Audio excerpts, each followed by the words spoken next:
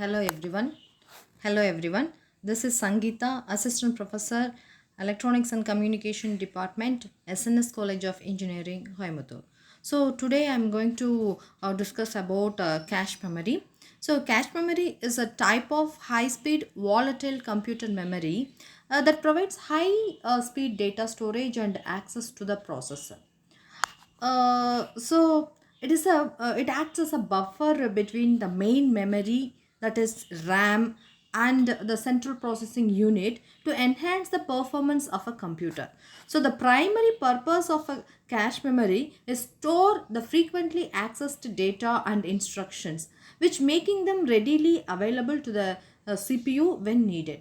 So when the CPU needs to access the data, it first checks whether the data is available in the cache memory. If the data is found in the cache memory, it can accessing the data from cache memory. So it is very much faster than fetching it from the main memory. If the data is not in the cache memory, it is retrieved from the slower main memory and is usually also stored in the cache for further access. So cache memory is a faster but more expensive than main memory. So computer systems typically have a relatively small amount of cache memory compared to larger main memory. So next we will move on to levels of memory. That is, there are different levels of cache in computer system denoted as L1, L2, L3 and L4. So L1 is the smallest and fastest, located directly on the CPU.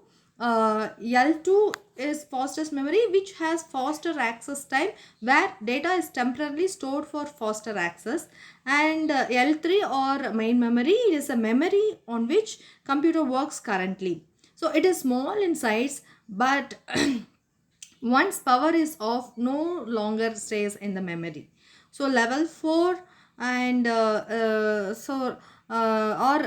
caches are larger but slower and are located on the CPU on a separate chip close to the CPU. So the use of cache memory significantly improves the computer processing speed and overall performance by reducing the time of CPU spends waiting for data for the main memory. Then let us move on to performance and cache memory. Performance of the cache memory. So when the processor needs to read or write location in main memory, it first checks for a corresponding entry in the cache. So the hit and miss ratio in a cache memory system refers to the percentage of cache access the result in cache. So the goal in cache designed to maximize the hit ratio and minimize the miss ratio. So cache hit ratio is critical because a higher hit rate means more data is being retrieved from the fast cache memory, resulting in faster overall system performance. Cache miss ratio, on the other hand, should be minimized to reduce the number of times the system has to access the slower main memory. So the hit ratio is the percentage of memory accesses that are found in the cache. It is calculating using the formula. Hit ratio is equal to number of cache hits divided by total memory access into 100%. So the hit ratio indicates that significant portion of memory accesses are found in the cache which are desirable for optimal performance. Miss ratio is the percentage of memory access that are not found in the cache and result in the cache misses. So miss ratio is equal to, it is calculated the number of cache misses divided by the total memory access into 100. So overall the cache performance is also evaluated using the matrices like hit time, that is time taken to access the data in the cache on a hit, and miss penalty, the additional time taken when there is a cache miss. So designer use these matrices to optimize cache size, associativity and replacement policies to achieve the best possible performance for a specific computer design. And next we will move on to the mapping. So cache memory mapping refers to the technique used to determine how data is stored in the cache and how the CPU accesses this data. So there are several common cache mapping techniques, including direct mapping, associative mapping and set associative mapping. So first we will discuss direct mapping. It is the simplest mapping. So in direct mapping, each block of memory can only be mapped to one specific block in cache. So the mapping is done using modulo arithmetic. For example, if there are n blocks in cache, each block in main memory is mapped to specific cache block determined by memory block number and modulo n. So direct mapping is a simple and easy to implement but can lead to high number of cache conflicts. So next, set associative mapping. Set associative mapping. So set associative mapping is compromise between direct mapping and fully associated mapping.